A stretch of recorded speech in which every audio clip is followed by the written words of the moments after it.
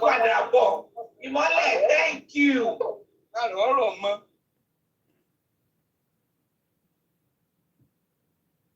Tiwa kò nílé parun, àṣà Yorùbá ò lè gbọ́dọ̀ parun.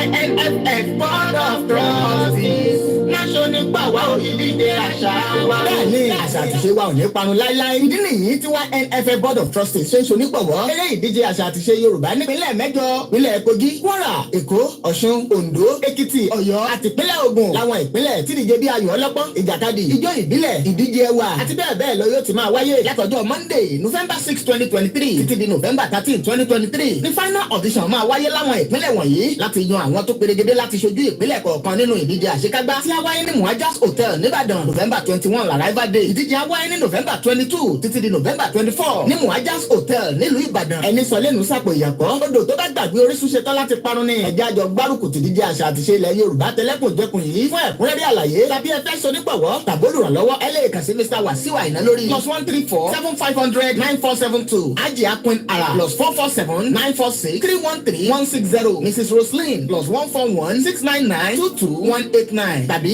tbet +234 816 049 5979. Aṣọ ìbílẹ̀ nìkan láyàn láàyò níbi àwọn ìdíje wọ̀nyí. Ìdíje àṣà àti ìṣe ilẹ̀ Yorùbá ẹlẹ́kùnjẹkùn ọdún 2023 Yorùbá World in Action YNFF ló ní àṣà àti ìṣe wa ò ní parun láíláí.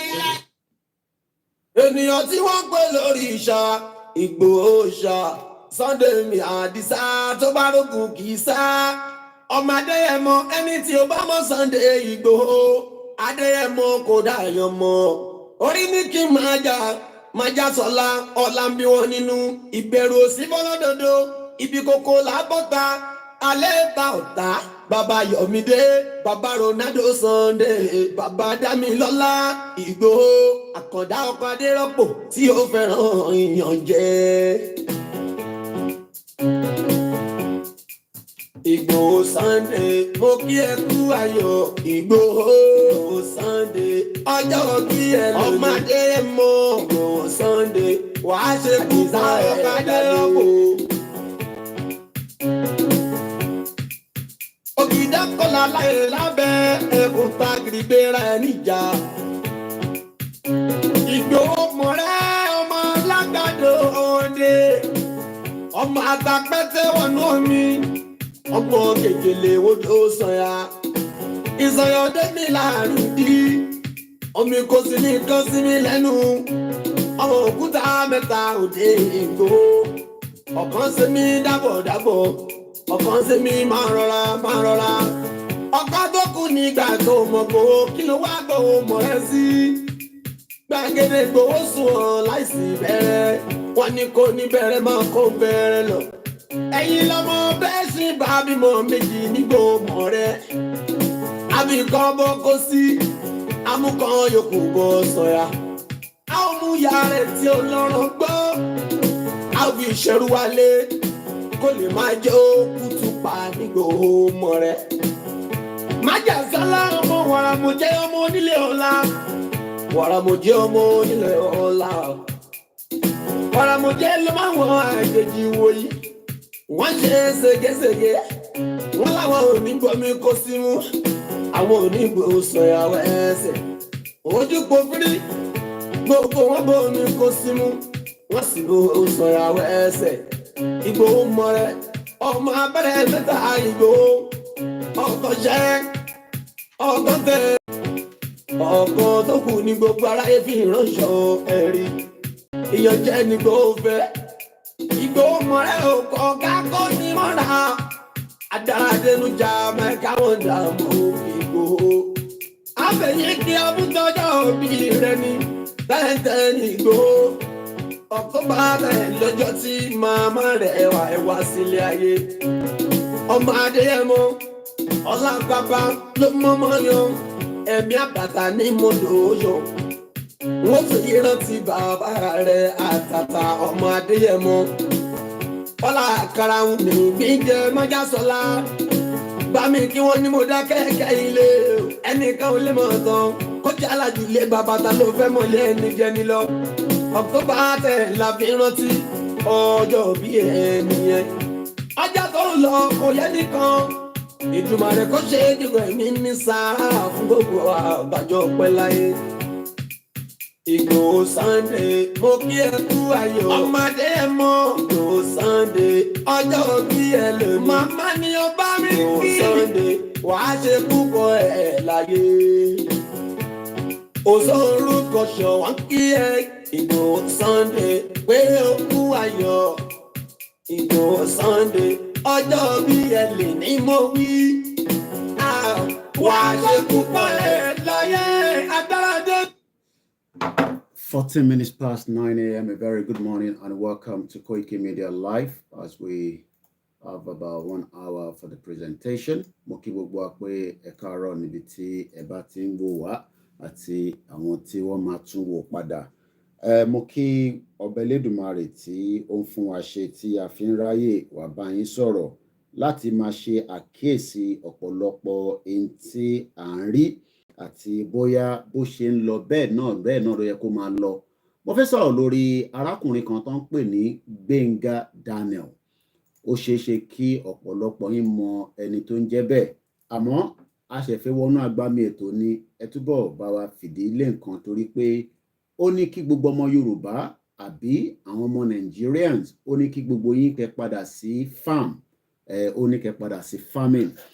Àwa fẹ́ bi Senator Gbenga Daniel pé ǹjẹ́ wọ́n provide security tí àwọn èèyàn wa máa fi padà sí farm. Ìbéèrè kan tá kò fi bi senator nìyẹn nítorí pé ó ti ní kí gbogbo ọmọ Yorùbá àbí precisely àwọn tó pera wọn ní Nigerians, every one of you should return to farm.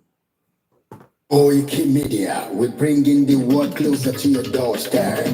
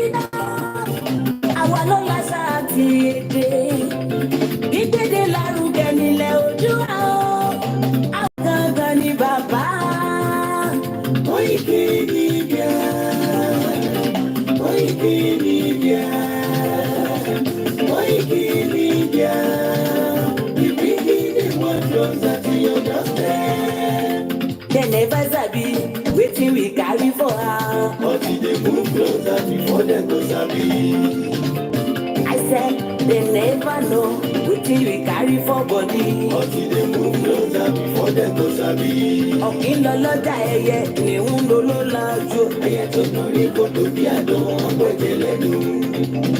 Ká ṣiṣẹ́ fún ilẹ̀ bàbá wa. Ká ṣiṣẹ́ fún ìlú bàbá wa. Ká jùmọ̀ sowọ́pọ̀ ká lè tó dúdú àga. Wọ́n dúdú wa kò bá lè gbé wá. Ọmọ Odùduwà ṣe kiri. Ẹ dìde fún ẹ̀tọ́ adúláwọ̀. Ká lè jọ jùmọ̀ gbé ilẹ̀ ìlérí. Àwa lè gba ògo ilẹ̀ wa. Ká ṣiṣẹ́ ká lè jọ gbàdé. Ká lè gbàdé adé adúláwọ̀. Àwa ní mọ̀lẹ̀ tí yóò tàn káàkiri. Ìyàwó Odùduwà ni wá. Koikimedia, àwa là ń gbé tó lárugẹ. Ètò tó gbójú owó ìwà mọ́ni.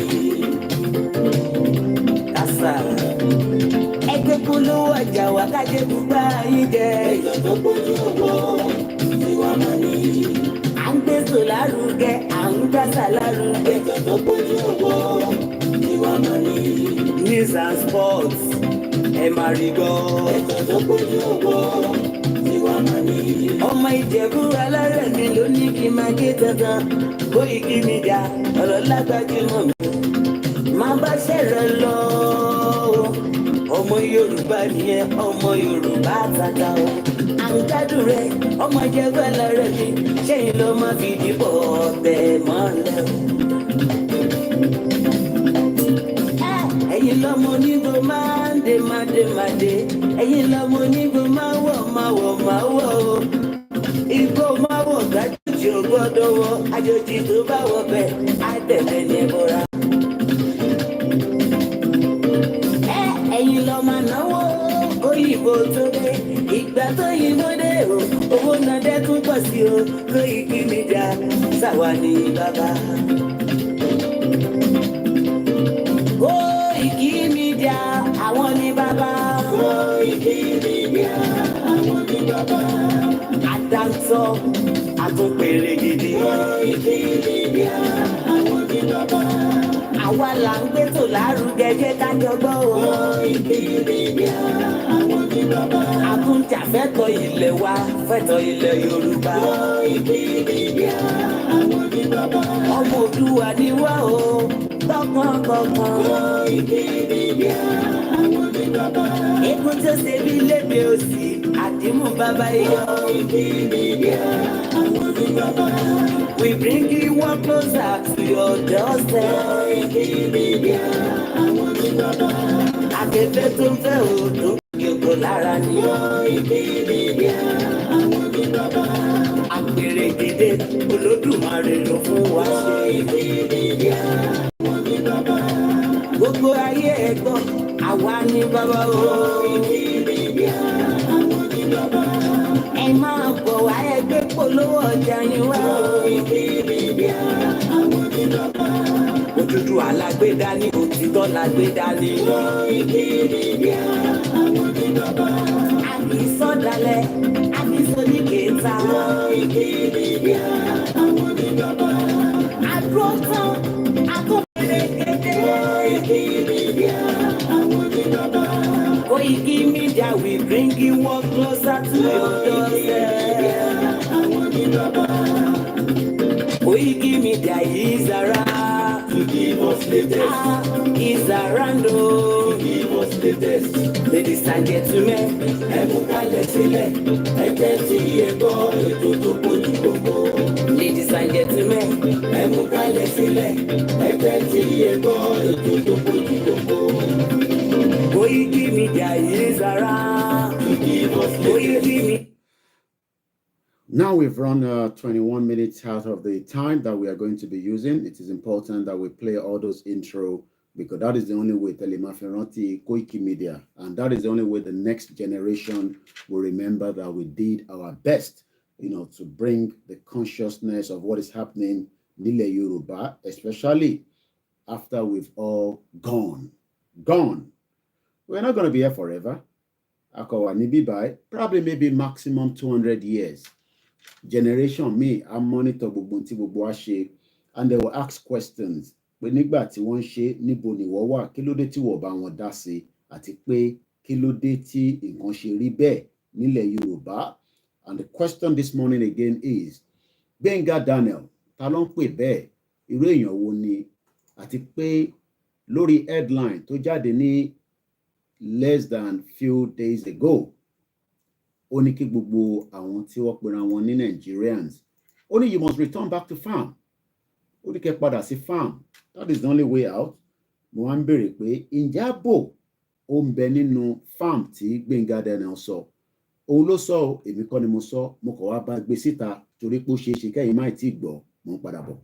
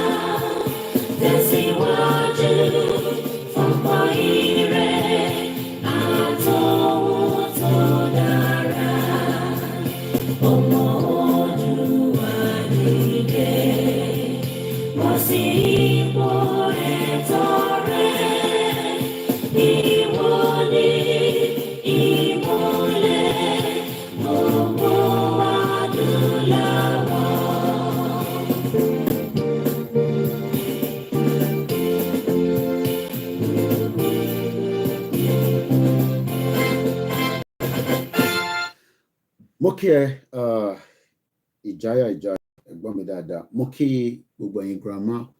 Màá bẹ̀ sọ̀rọ̀ tí bá ṣe tán. My brother, òkú tọ́jú ọkọ àdúró tì wá ní gbogbo ibi tí o ti ń dúró tì wá. I know you were busy, you couldn't return the call, but màá pè tí bá parí program.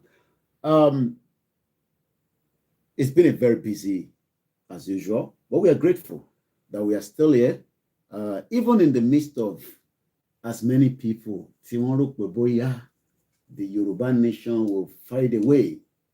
The Yoruba nation will go. The Yoruba nation will definitely not go anywhere. But it is just that many Yoruba people will die before we get to Yoruba nation. And it's a fact, people die. Nijeta Enyamaru ló kú ní London in the fire. So, máa kú because ní oúnjẹ jẹ, ní security, ní welfare. And they will be telling you all kind of lies upon lies upon lies. So, tá bá ń sọ fún yín pé ẹ máa kú, kò sọ́gbọ́n ẹ máa kú náà ni. Torí pé that's the fact. Ibi tẹ́bi bá ti ń pààyàn títí, ó máa ṣubú, á kú. Tẹ́ bá lọ sí hospital, ẹ kú. Mo rí lórí Instagram tí bọ̀bọ̀ tí is an influencer lòun náà. Saw it on Linda KG this morning. Let me see if I can pull that out. Okay, gentle Wi-Fi me. It's just 25 minutes past 9 a.m. I'll be mentioning names because it's going to take me away from the time which I don't have this morning. But mo kí gbogbo wa pé ẹ káàárọ̀, ẹ káàbọ̀ sórí ètò ibikíbi tí ẹ bá ti láǹfààní àti darapọ̀ mọ́ wa. Ọ̀rọ̀ Gbenga Daniel ni mo gbé wá bá gbogbo ọmọ Yorùbá láàárọ̀ yìí. Ọmọ Yorùbá náà lòun náà. Ìyẹn kan ti sọ fún mi, ó ní brother, you don't have a job. This na London, oh. You need to get a job. You need to get going. You need to get living. Lọ́kàn ara ẹ̀ mọ̀ níṣẹ́. Ẹ mọ̀ pé bóun ṣe ń ronú nìyẹn. But kí la fi sọ sírò àwọn èèyàn bẹ́ẹ̀. At least mo jẹun sùn lálẹ́ àná. Ebi ò tẹ̀tí pa mí torí tí mo jẹ lánàá kò tí digest. I've lived there for 25 years. Kò likely pé ìyà máa jẹ mí. Mo bá máa ṣiṣẹ́ kò sí tó kan government. Mo kúkú gbawó lọ́wọ́ government. I don't have access to public recourse. But one thing is, lórí ibi tá dúró yìí, níbi tèmi dé nílùú yìí, ebi ò lè pa mí. But ẹ̀yin tẹ́ wà nílé, ebi máa pa yín. Torí pé ẹ lè lọ sí farm. You can't go to farm. So many of you will die before your time.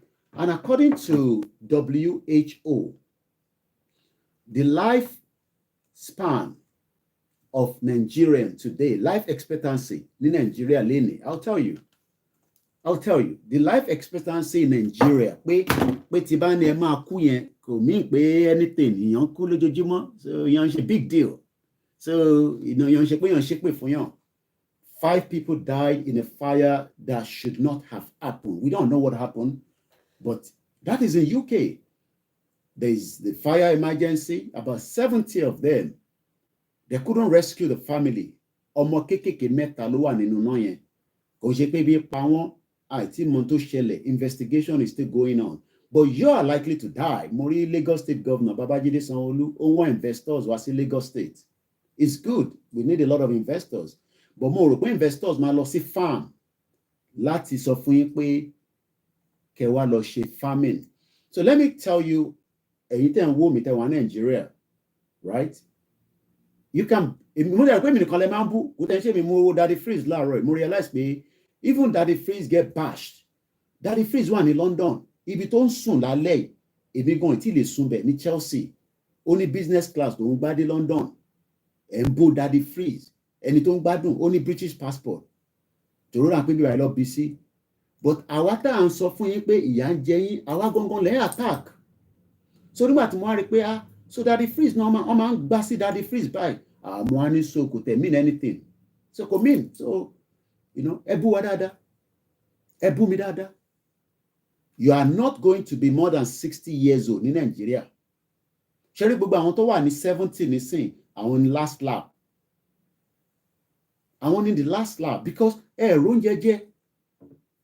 Ẹni tó bá dẹ̀ ti oúnjẹ jẹ, kí ló máa tún kù? You're gonna die. You will die because tí yóò bá ti oúnjẹ jẹ, you will definitely die at some point. Mo kí ẹ̀gbọ́n mi Gbẹ̀du, aside to, and that's our media àti mo lè máa kí náà nìyẹn, èyí tó kù mo fi gbogbo Elédùmarè mo fi kí ẹ má bínú. I can't be mentioning all the names because we haven't got the time. Mo dẹ̀ máa lọ sórí Star Radio later on láàárọ̀ ẹ̀. Aago 9 àbọ̀ òun ló lù ní London. Weather yẹn ti change, that means pé òtútù ìrìn wà níta. Ṣé orí ẹ̀yin tẹ́ wà ní Nàìjíríà? Ẹ ní láti ṣe anything. Ẹ̀yin kan máa wọ́n ti yín. Ẹ̀yin máa wọ́n ti yín. Okay, Romanian passport ló ní àti Romanian passport ó ṣàlásẹ̀ láti wọ London. Ó lè wọ lásẹ̀ láti wọ London. Kò dẹ̀ ṣe pé ní ló ṣe ń wọ London. Mo dẹ̀ mọ̀ pé ó wà pẹ̀lú Pastor Toby. Ẹ ṣáà mọ̀ pastor tó ní influencer pastor wá ní UK. Tó wá ṣe fàájì. Àwọn ọba yín, mo rí ọba Lẹ́gùṣì. Òun náà wá ó ju agbádá. Wọ́n náà ń pa èèyàn nílẹ̀ Yorùbá. Kò sí ìdókàn wọn. Ojú agbádá bá ojú sàn wá sí ìlú wa kọrin ní Governors House Hotel. Èmi ti ṣiṣẹ́ ní Governors House Hotel yẹn rí. It's a 5-star deluxe. But ibi tí mo fẹ́ lọ kọ́ láàrin orin yẹn because that's my problem, that's not my problem. Tó bá ń hun ẹ̀yin tẹ́ wà nílé ẹ lọ máa béèrè lọ́wọ́ àwọn tó yẹ kẹ́ béèrè pé kí ló dé títí wá ṣe rí báyìí. Kò tí dé stage yẹn lẹ́ṣẹ̀ṣẹ̀ ń sọ pé kò tí kàn yín. But kó tó kàn èmi ó máa pẹ́ torí pé èmi ò gbé ní Nàìjíríà. I am not living in Nigeria. I am 6,000 kilometers away from Nigeria. So before anything would happen to me, a jẹ́ pé àmúwọ́ Ọlọ́run ohun Elédùmarè bẹ́ẹ̀ ni. Ohun Elédùmarè bẹ́ẹ̀ ni. Bọ̀ ṣẹ́rẹ́ yìí tẹ́ wà nílé. Ẹ jẹ́ mo yóò yà. Mo yóò yà ni mo sọ. Kẹ́ tó débi tẹ́ ń lọ. Ẹ jẹ́ kí n kọ́kọ́ lọ sọ́dọ̀ arákùnrin. I'm sure some of you know him, Kí ló sọ? Ó ní ẹja gbọ́n tó sọ. Please, Nigeria government, you people should come to our rescue. For we will get asthmatic patients, wey be say we cannot afford this. You people need to call this company back called GSK. Before this teletype for we will get asthma for this Nigeria. This teletype is about 8,000 plus. But because say this company don't pack comot for Nigeria, look at now. I'm at the pharmacy. Flashing, missing this 52,500. Abba. Vetoli Yela where would they buy 2,000 before? Because say this company where they produce am for Nigeria don't come out. Now, Vetoli now don't enter 8,005. Okay. 8,005 for Nigeria. Please, Nigeria government, you people should come to our rescue. Okay. For we will get asthmatic patients wey be say we cannot afford this. How much my salary? 45,000 naira. And me now, no, I must be taking this. Federal government, you people have to come to our rescue. Please, on behalf of all the people that they asthma. Èmi come on the video. Sherry, I am not going. Look, I mean, I don't have asthma. Tó bá yẹ pé mo ní asthma. Kò ṣe pé mi náà máa ra oògùn yẹn, wọ́n máa fún mi lóògùn yẹn lọ́fẹ̀ẹ́. But mo ṣì lè struggle within the UK torí mo ní access pé kọ́ ní kí n lọ ṣiṣẹ́. Ẹ máa jẹ mo yóò yà ká tó débi tá à ń lọ. Ọ̀pọ̀lọpọ̀ yín máa kú. Ṣèbẹ́ ń fira yín ṣẹ́ṣó. You will die. Because how many people will be able to afford an asthmatic patient cries out over the hike in the price of drugs for the patient like himself? And that is why we are crying out every day. Èèyàn méjì ti pè mí láàárọ̀ yìí. Wọ́n sunkún àwọn wà labroad. Wọ́n sunkún fẹ́yìn olórí burúkú tẹ́ wà nílẹ̀ yìí bọ́n pásítà tẹ́ni ṣoríire. Gbenga Daniel wọ́n sọ fún yín pé kẹ́ lọ sí farm. I'm going to read that now. Mo kàn fún yín ní the preambles of, some of what some of you feel power la níṣẹ́. Mo ní the life expectancy ọmọ Nigeria is 52 years old. After 52 years old, you will die. Irú bàbá yìí nísìn àfi kọ́lọ́n kó fún lẹ́mìí gúngùn torí àìsàn tó ń ṣe yẹn àìsàn tó máa nurse títí dọjọ́ alẹ́ nìyẹn. Asthmatic patient. Actor yín Hebrew wàhálà sọ fún mi pé diabetics ló ní. Lánàá mo ní 11.2 million Nigerians are on diabetics. 566,000 at type 1 ẹ máa kú náà nígbẹ̀yìn torí pé ẹ lọ mú àwọn politicians yìí bíi Gbenga Daniel àwọn olórí burúkú bomb bastard tó wá ń sọ fún ọmọ Yorùbá àbáwọn Nigerians pé ká padà sí farm. I am now asking Gbenga Daniel mo kí ẹ must be mo rí miss call ẹ máa pẹ́ padà. It was a very hectic day for me yesterday. 5.31 fatality rate birth per woman in Nigeria as of 2020. Population of 208 million. WHO wá ń jẹ́ kó yé wa pé ní Amẹ́ríkà o, ìlú táwọn sisters ẹ wà, ìlú táwọn aunty ẹ wà, kódà ṣó mọ̀ pé ní Niger o better off kó lọ gbé ní Niger tá ní relationship pẹ̀lú money say you are better off to relocate to Niger tó bá lè dé Europe because inti èmi kọ́ mo kọ́ that data I love numbers and statistics. That is why you will sit here because international journalist lèmi èmi ò ń ṣe local journalist. Wọ́n sọ fún wa pé ẹni tó bá gbé ní Niger ó máa pé 61 years old as against ẹni tó wà ní Nàìjíríà ó máa pé 52. That is the life expectancy. Tó bá mọ̀ tán pè ní life expectancy in tó máa lò látijọ́ tó ti bí ẹ tó máa fi kú ní Nàìjíríà ló ń sọ yẹn. Kí ló dé tí ìṣẹ́ ṣe wà ní Nàìjíríà lénìí? It's because àlàǹfààní àti lọ sóko mọ́. Tàbá lọ sóko, we are being killed on a daily basis. And bomb bastard, ẹ̀yin olórí burúkú ẹ máa wá sórí social media, ẹ máa point fáwa, ẹ máa nà kásáwa pé àwa là ń dá wàhálà lẹ̀, kò ní dá fún bàbá tó bí yín àti ìyá tó bí yín tí olórí burúkú ọmọ àlè ní gbogbo yín. Bomb bastard ni. Àwa lẹ́ ń accuse tó bá wá gbé Amẹ́ríkà, ṣọ́ra àwọn ìyá tó wà l'Amẹ́ríkà yẹn, tí wọ́n bá fi kú ìgbádùn lọ́ máa gbádùn. Ẹni tó bá wà l'Amẹ́ríkà wọ́n ló likely pé ó máa pé 77 years old. Ó dìlú mẹ́ta. Amẹ́ríkà ó jìnnà sí Niger. Ṣó mọ̀ pé ẹni tó wà ní Niger, ìyẹn máa expect pé ẹni tó wà ní Niger ó yẹ kó tètè kú ju ẹni tó wà Nàìjíríà lọ. But nítorí pé Niger sì ní àǹfààní tó pọ̀ díẹ̀, kò ń ṣe pẹ̀lú tó ní nǹkan tó pọ̀. Torí bomb bastard African country náà ni France ti báyé wọn jẹ́ kó tó di pé wọ́n lé France lọ. Lórí burúkú ẹ̀yin France tó jágbàjàgbà yín kúrò nínú ìlú wa, wọ́n lé wọn dànù. But ẹ̀yin ò fẹ́ lé irú àwọn Gbenga Daniel dànù tó lórí burúkú ni Gbenga Daniel. Òun lè máa sọ fún ọmọ Yorùbá pé ká padà sóko ṣẹpẹtẹrí àbí whatever tó pé tán òkú ti sùn lọ. Ẹ mọ̀ pàà ní data. Torí ti bá sọ nísìnyí pé wọ́n ti pààyàn 100 wọ́n ní báwọn ṣe mọ̀ pọ́ pààyàn 100 ojoojúmọ́ ló ń pààyàn náà. Kò ń ṣe gbogbo èèyàn tó wà nínú oko ló ti pa. Many people are dying because ẹ lè tọ́jú ara yín mọ́. You are not able to look after yourself. Ẹ ṣáàrẹ̀ olóyè Ìgbòho ní Germany. Ẹ jẹ́ òun gbádùn ayé ẹ̀. Ó lọ́mọ lọ Germany. Ó lọ́mọ káàkiri níbi tó gbé àwọn ọmọ ẹ̀ sí. Kọ́ lọ bá dúró tì. Kò likely pa àwọn ọmọ ẹ̀ máa need the medical assistance ti Germany ò ní fún. Germany is one of the best place tó bá ń ṣe bẹ́ẹ̀ ní olórí burúkú Akérédolú ọmọ àlè. Òun á gbéra lọ sí Germany lọ gba treatment. Ilẹ̀ Yorùbá ń bẹ níbẹ̀. Akérédolú ò lè treat rẹ̀ because they are all bomb bastard. Olórí burúkú ni gbogbo wọn. They are bomb bastard.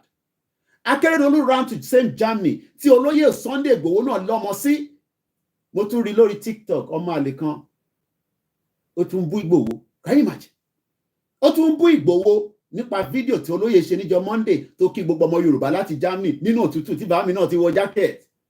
Ṣé fi pé Igboho nìyà ń jẹ ní ẹ̀yin ọmọ àlè? Ìjà yín ni Igboho ń jà, ìjà yín ni àwa ń jà, ìjà yín pé the noble path and the noble goal. Ẹ fi pé lórí burúkú Gbenga Daniel bomb bastard. Ẹ fi pé ó kíá nípa yín. He was a governor in Ogun State for how many years? 8 years ló fi jẹ governor. Ó wá ń ṣe ń sọ fáwa nísìnyí pé ká padà lọ sí farming. Can you imagine that? Can you imagine this bomb bastard olórí burúkú ọmọ Yorùbá yìí? Ó ń sọ fún àwa pé ká padà lọ sí farming. Wọ́n ní wọ́n ń pààyàn lójoojúmọ́ lóko. Olórí burúkú ààrẹ ò sọ fún Tinubu pé bó ṣe ń pa àwọn ọmọ Yorùbá yìí ò dáa. Ẹ jẹ́ a kó security wọlé. Ẹ̀yin lẹ máa dìde when the time comes. Ṣòwòrẹ́ ti sọ lánàá again. Revolution tẹ́ ẹ fẹ́ yẹn ó máa wáyé àsìkò tó fẹ́ dé. I was with my mom on ìjọ ọmọ lọ kí mom sí mi náà ìjẹta. Killing in Wednesday, no, Thursday. No, in Wednesday. I think I was with my mom on Monday. And I answered Iyatomo. fi wọ́n sílẹ̀. Ṣórí a máa jà yẹn ìwọ fi yẹn sílẹ̀ má bá wọn sọ yẹn mọ́. Àjàmọ́ education tí màá fún ilé ilé màá dẹ̀ máa fi èpè màá fi ránṣẹ́ sí yín torí olórí burúkú ni yín. Torí tẹ́ ẹ̀ bá ń ṣe olórí burúkú ni Gbenga Daniel máa sọ fún ọmọ Yorùbá àbí gbogbo Nàìjíríà pé ká padà sí famine. When the terrorist is already killing us on a daily basis, èmi kọ́ mo sọ, ẹ jẹ́ kí n kan tó sọ fún yín, torí pé kẹ́ má ní mi ni mo sọ. This was reported on the 5th of November. Many newspapers ti gbé, tẹ́ bá lọ sí orí Google. Tẹ́ bá type in, it is time to return to farming Gbenga Daniel. Ó máa gbé 1.4 million results jáde in 47 seconds. Food production, go back to farm, Gbenga Daniel. Only go back to farm. Ó sọ fún ẹ̀yin ọmọ Yorùbá pé kẹ́ padà sóko. Ṣé ìwọ ò fẹ́ lọ sí farm? Tí bá bí anything, are you not ready to go to farm? Ǹjẹ́ o lè lọ sí farm? Kí ló ń ṣẹlẹ̀ ní farm tá a fi lọ sí farm? Tí olóyè Ìgbòho fi ń sọ pé nǹkan kan right. Ẹ̀yin gómìnà yẹ sọ̀rọ̀, ẹ̀yin former governor yẹ sọ̀rọ̀, ẹ̀yin senator yẹ sọ̀rọ̀, ẹ má kọ̀ dákẹ́, ẹ má wò wá ràn. Ilẹ̀ Yorùbá wá di ibi tí ebi ń pààyàn láàárọ̀ yìí. Ẹ wá wẹ́n tó máa sọ fún yín pé kẹ́ lọ jà kò ní dá fún yín, èmi ò ní sọ yẹn mọ́. Bó bá wùn kẹ́ bá ara yín jà, bó bá wùn kẹ́ má jà, èmi wà 6,000 kilometers away from Nigeria. Wọ́n bí bàbá ńlá Fúlàní kó wá jí mi gbé nílùú yìí, á jẹ́ pé MI5 ti compromise. In tó bá mú Fúlàní wá jí mi gbé nínú ìlú yìí, MI5 ìlú yìí wọ́n ti compromise. A dẹ̀ ti lé Sule Braveman, a ti lé lọ nítorí pé kò mọ̀rọ̀ sọ, ìyẹn Home Secretary wa. A ti lé dànù, a ti sákẹ̀. Òun náà ti kọ episode rẹpẹtẹ lánàá. A ti lé, òun ló ní kó máa kó àwọn èèyàn lọ sí Rwanda. Òun fúnra rẹ̀ náà foreigner ni nílùú yìí o. Foreigner ni, àwa ti lé, àwa máa ń lé wọn ni. Torí pressure cooker la máa fún prime minister wa pé tó o bá lé Sule Braveman, àwa gan máa make sure pé ò ní rí vote wa ní January, ó náà pé a máa dìbò ní 2025 nílùú yìí. So ó ti lé dànù. Ǹjẹ́ wọ́n lè lé Gbenga Daniel lọ? Ta ló ń pè ní Gbenga Daniel? Ẹlòmíì ọmọ tó ń pè ní Gbenga Daniel. Ẹlòmíì ò tẹ̀ rántí ẹ̀ mọ́. Ṣé rántí pé ó wà lára àwọn tó máa ń sọ pé is an engineer, olórí burúkú gbogbo náà lè engineer tó yẹ pé mi dé Olúmọ rock. Mo dé Olúmọ rock. Lift ò ṣiṣẹ́ lọ sókè. Wọ́n náà ló ṣe bomb bastard. All this bomb bastard. Àwọn olórí burúkú àwọn. Ṣé àwọn Yorùbá làwọn lè ṣá? Ẹ jẹ́ ká kọ́kọ́ lọ wo. Ta ló ń pè ní Gbenga Daniel? Who is Gbenga Daniel? He's 67 years old. Láwọn tó gbafẹ́ tó jayé, because àwọn ilé jayé during that regional government. Wọ́n jayé now. Gbenga Daniel is a Nigerian politician. They're all bomb bastards. Ó lè ní gbogbo wọn. Politicians. Ní lọ sọ̀kò pa àwọn politicians yìí. Àwa lẹ fẹ́ sọ̀kò pa. Nítorí àwa là ń sọ òtítọ́ kò ní dá fún bàbá ńlá yín. Ní ṣoríire èèyàn máa lè yẹn. Àwa lẹ ń fi pẹ́ẹ́nì Nàìjíríà lẹ fẹ́ fi mú. Ṣé mi lẹ́yìn kẹ́ máa fi mú àbírú Gbenga Daniel àti Amosun àti gbogbo wọn bẹ́ẹ̀ lọ àwọn olórí burúkú tó ti bayé jẹ́. They are all criminals and they are never ready to go. But àwa àti Igboho, you push Igboho, you push Igboho, èmi mo push Igboho. Fúlàní ń pa yín, wọ́n bá wọn ìyá yín sùn, wọ́n gé lórí, economy ti destroy. Saudi Arabia tẹ́ ń lọ, wọ́n ti nà yín lẹ́gba. Ẹ̀rí kojú tì. President Nàìjíríà wà ní Saudi Arabia, wọ́n ń dá ọmọ Nàìjíríà padà sí Nàìjíríà. Ó yẹ kí Nigerian government lẹ́sẹ̀kẹsẹ̀ kó sanction Saudi ni. Ó yẹ kí federal government of Nigeria, Tinubu, ẹ mọ̀ pé Tinubu ti kúrò ní Saudi. Asat àná, bí alóṣèlú máa fẹ́ máa gbéra. Níjọ́ Sunday, plane in Nigeria land sí Saudi Arabia. Wọ́n cancel gbogbo visa 264 nígbà tí ambassador wa bí wọ́n dá sí pé ẹ má dojú ti Tinubu náà. Jagaban ebi Jagaban yín náà nìyẹn. Jagaban wà ní Saudi Arabia disrespect Nigeria. Ẹ̀yin olùṣẹ́yàn máa lè nírí yẹn sọ sí bomb bastard kò ní dá fún yín. Mo kí easy dollar ẹ̀yin lórí burúkú máa lè. Àwa lẹ́lẹ́dìmọ́ yẹ máa wá pẹ̀lú tẹ́tẹ́ ń kọ́bọ̀ glow yín. Ẹ ń fara wọn tó wà lábroad. Ṣé dáhùn tó wà lábroad táwọn bá ń bú mi, ẹ fi wọ́n sílẹ̀, èmi àti wọn jọ ń gbádùn ni. Tó bá bí wọn data bá pàdé ní títì, kọ́ náà ṣe sí mi. Èmi ò ní náà ṣe sí, mo máa fine ẹ̀, ó máa san gbèsè ló máa san kó tó kúrò ní London. torí èmi ò ń bá yàn jà nílùú yìí 25 years mo nà ṣe síyàn rí but sórí ìwọ tó wà Nàìjíríà tó ń bú mi yẹn ìyá jẹ ṣégè ó better kó relocate lọ sí Niger because you are better off in Niger because ó máa gbé better than Nigeria tó bá wà ní Niger. Saudi Arabia sọ pé fuck off ẹ má bínú fún language yẹn láàárọ̀ ẹ̀ ó ní kí ló ń pè Nàìjíríà ẹ cancel gbogbo visa àwọn ọmọ àlè kí ló ń fẹ́ wá ṣe ní Saudi Arabia táwa bá dẹ̀ sọ fún yín pé àwa náà ní nǹkan tí Saudi ní ẹjẹ́ apọ́n ti wá lé Allahu Akbar Allahu Akbar Allahu Akbar Quran mi nìyẹn lòṣì inú ẹ̀sìn Muslim lọ bí mi sí your bomb bastard. Saudi disrespect wa Saudi Arabia wọ́n disrespect Nigeria wọ́n jẹ́ kí Tinubu lẹ́sẹ̀kẹsẹ̀ kó sọ fún Saudi Arabia pé right now àwa náà máa dá padà fún yín kò lè ṣe èèyàn máa lè mo kí ẹ Axoba mo ní dárúkọ ẹ mo ti rí ẹ ń bẹ a bomb bastard èmi lẹ ń para mọ́ èmi tẹ̀mí gbádùn London mo bá máa ṣiṣẹ́ for iṣẹ́ tí mo ti ṣe nílùú yìí mo ti ṣiṣẹ́ ×3 nílùú yìí ×3 mo bá máa ṣiṣẹ́ for the next 10 years màá gbádùn kú ni kódà kí n má tẹ̀ wá lówó lọ́wọ́ ìyá mi ti ṣiṣẹ́ house of laws ní mọ̀ sí mi fi ló ti retire on medical ground wọ́n san pension fún màá sì máa sọ fún mọ̀ sí mi pé owó oúnjẹ ẹ máa fún mi o ó láti fún mi à ń bọ̀ sí mo lẹ́gbọ̀n ní bíbá mo láàbúrò ní bíbá àbúrò mi padà wá sí Nàìjíríà nígbà tí olórí burúkú Babájídé san àwọn bombast àwọn olóṣì ẹ̀yin Lagos Union ẹ̀rí bọ́ ṣe disrespect yín wọ́n gbé event Lagos wá sí Lagos sí Nàìjíríà sí London wọ́n ẹ mọ̀ pé wọ́n sọ fún àwọn Lagos State Union wọ́n disrespect organisation tó ń pè ní Lagos State Union àwọn ẹgbẹ́ táwa fún ní ọ̀wọ̀ nílùú yìí wọ́n disrespect wọn because Babájídé Sanwó-Olú they are all bomb bastard wọ́n kà wọ́n kún. That's another topic for another day. Ẹ rántí pé mo lọ sí event I don't go out but irú Lagos State Union gbọ́dọ̀ fẹ́ ṣe nǹkan tí ìyá tèmi náà wà lára tó jẹ́ member I was there. Wọ́n wá ṣe event kan ní London Sanwó-Olú ó wá ọ̀nà wa showcase London ṣé mọ̀ pé wọ́n sọ fún àwọn tó ń pè ní Lagos State Union ní UK yìí ẹgbẹ́ tó ti wà for 30 years tó dẹ̀ pé Lagos State Governor tó bá ń wà níbẹ̀ òun ni patron wọn àníwọ̀ value diaspora olórí burúkú ni gbogbo wọn they are bomb bastard gbogbo àwọn politicians yẹn wọ́n ní ṣàǹfààní olùṣí ní gbogbo wọn bẹ́ẹ̀ ni London Mayor Show wọ́n sọ fún organisation kan tó ń pè ní UK ní the Lagos State Union tó ti operate for 30 years kó lórí burúkú Babájídé tó débẹ̀ ó wá náà ń wá investor ẹ máa rí lóòótọ́ ẹ máa tanra yín they are all liars èmi ti wà nílùú yìí gbogbo kí nìyẹn wọ́n fi kówó jẹ ní they are bomb bastard olórí burúkú ni wọ́n ṣe bí ṣe Mákindé náà wá ṣe kan láìpẹ́ yìí I have lived to witness all the diaspora say they are doing business something they are doing is all lies but ibẹ̀ kọ́ mo fẹ́ lọ Gbenga Daniel mo gbé wá bá yín ẹ jẹ́ ká lọ bèrè pé ta ló ń pè ní Gbenga Daniel. Gbenga Daniel is a Nigerian politician who served as a senator for Ogun East since 2023. He previously served as the governor of Ogun State from 2003 up to 2011. Mo wá ń bi gbogbo ẹ̀yin ọmọ Ogun State láàárọ̀ yìí. Mo ní ṣé nígbà tí Gbenga Daniel wà níbẹ̀ ǹjẹ́ rí àǹfààní jẹ débi pé ó ṣe wá ń sọ fún wa nísìnyí pé ká padà sí farm. Only Nigerians to go back to farming. Èmi wá ń béèrè pé ṣé farming tìlú òyìnbó ló ń sọ ni àbí ti kódà tí a mọ̀ pé bí ogun ṣe ń lọ ní Ukraine àwọn farmer àwọn wọn make owó.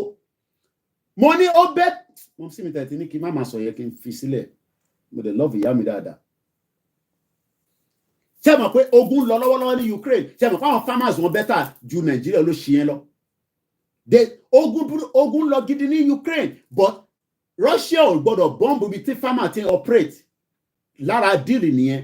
Ẹ̀tíyàn bá ń ja ogun wà á máa target àwọn kankan ó lè kọ́kọ́ yọ báńkì wọn kúrò but ní Ukraine o bí ogun ṣe lọ ní Ukraine yẹn wheat tó fi ń ṣe bread ló wà níwájú ilé mi báyìí nísìn ìyàwó òtútù ra pọn bọ̀ lánàá méjì ìgbà tẹ́mi lọ store láàárọ̀ àná mo ní ṣe kí n ra bread ìyàwó mi no ó tó bá ti jáde ẹ̀yin bá lè mi ẹ̀ mọ̀ bẹ́ ṣe ń ra bread òun mọ̀ èyí tó máa rà wálé bread wà wájú bẹ́ẹ̀ wheat lọ fi ń ṣe.